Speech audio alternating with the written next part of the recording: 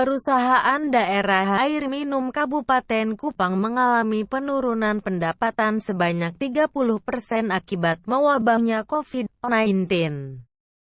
Seperti apa kejelasannya? Saksikan dan tonton video dialog bersama Direktur Perusahaan Daerah Air Minum Kabupaten Kupang, Yayorip Mau, STHSIP. Terpengaruh sekali. Orang tidak datang bayar, hampir 30%. Siang, Pak. Kami ingin tahu Pak, pasca COVID ini pelayanan di PDAM Kabupaten Kupang seperti apa Pak? Mungkin Bapak bisa menjelaskan sedikit. Sejak arahan pemerintah soal bagaimana pelayanan lembaga pelayanan publik dalam masa endemi COVID-19 ini, memang dari awal kami sudah melakukan arahan terutama di internal PDM untuk tetap memakai perlengkapan seperti masker, alat-alat pencuci tangan, penyiapan alat-alat desinfektan, penyemprotan terhadap gedung, kemudian menyiapkan cuci tangan bagi pelanggan yang masuk dan juga buat pegawai PDM. Artinya kita juga harus tetap menjaga diri di internal PDM, tetapi juga orang yang datang dari luar juga harus bersedia diri untuk kita atur melalui aturan atau protap yang ada di kita. Persoalan memang ada dalam masyarakat kita sendiri, seperti mungkin saat penerimaan di ruang tunggu yang kita siapkan di teras di depan itu, ada kursi-kursi yang kita siapkan jauh, dikasih jarak sampai ke sana, tapi orang-orang kita nggak mau memenuhi aturan-aturan ini yang saya bilang, saya mau sampaikan bahwa kadang kita sudah menyiapkan, tapi masyarakat kita memang keras kepala untuk ini. Jadi kita arahkan, kita membuat aturan di depan, kalau tidak pakai masker jangan masuk. Harus melalui cek suhu tubuh, kalau normal silahkan masuk, kalau tidak normal silahkan pulang. Kita tidak tahu dia mau sakit apa tidak apa, tapi kita langsung pada aturan bahwa kalau sakit jangan masuk ke area PDM. Kami juga berharap untuk seluruh pegawai kita, untuk dia yang berurusan di lapangan, dia hanya berurusan di tempat kerja di mana tujuannya, kemudian dia langsung kembali ke rumah. Untuk berkumpul-kumpul kita larang. Contohnya kerumunan di sini saja kita batasi. Itu peran PDM sejauh ini yang kami bisa lakukan. Terus Pak, ini kan ada khusus di lapangan kita. Di lapangan ini kan seperti mana yang kita ketahui bahwa tentu ada, misalnya ada kerusakan, misalnya pemilik rekeningnya, veterannya.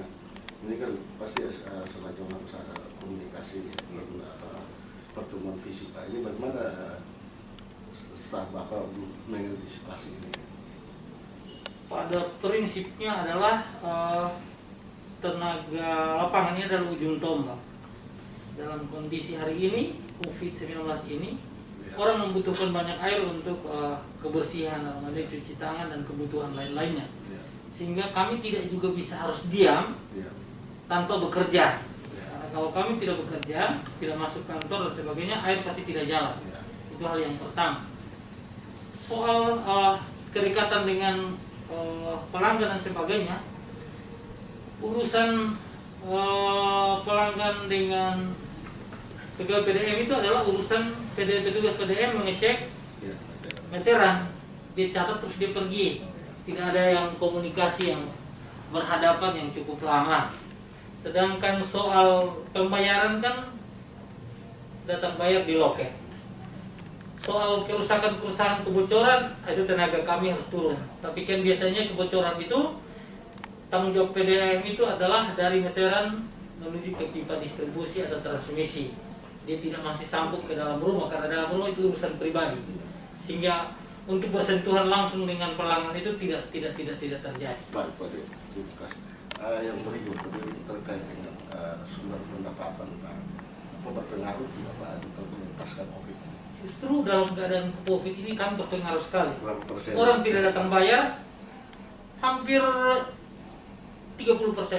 30% pelanggan tidak datang dengan alasan bahwa keadaan ekonomi, terus yang keadaan kedua adalah ketakutan karena pandemi ini, sehingga kemudian berdampak pada pendapatan PDM 30%, Pak, ya. hampir sekitar 30% bulan ini. Pembayaran menurun sekitar. Ada yang lebih berkesan dari apa yang Bapak sampaikan, bahwa kita sama-sama tahu dampak dari COVID ini kan tidak hanya mempengaruhi satu sektor saja, Ya, tapi banyak sektor.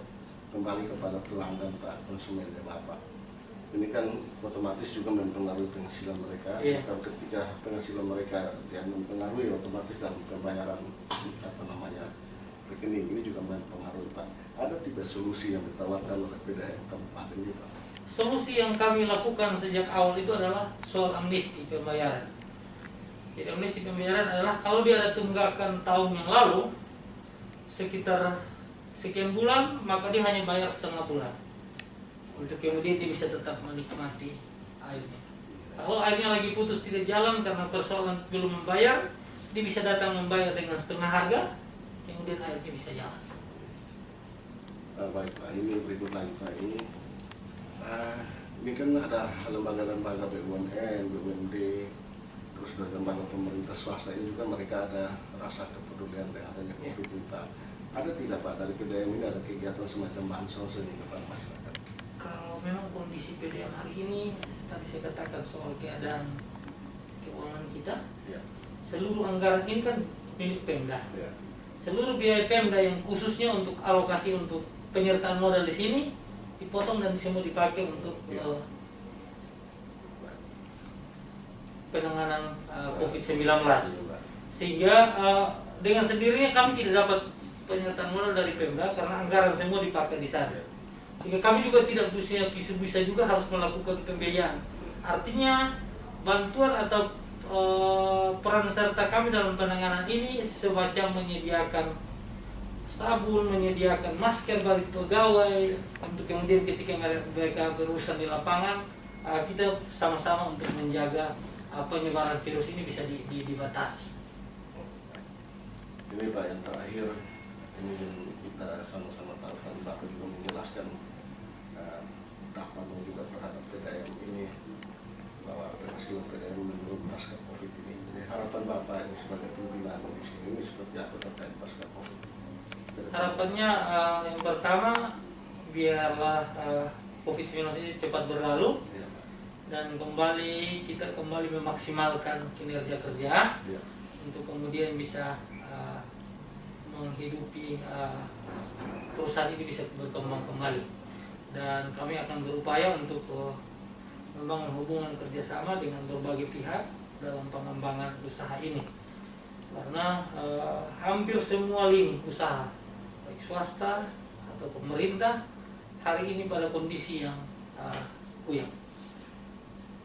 Kita berharap supaya corona ini tidak sampai akhir tahun, dia sampai pada batas Juni-Juli dia selesai.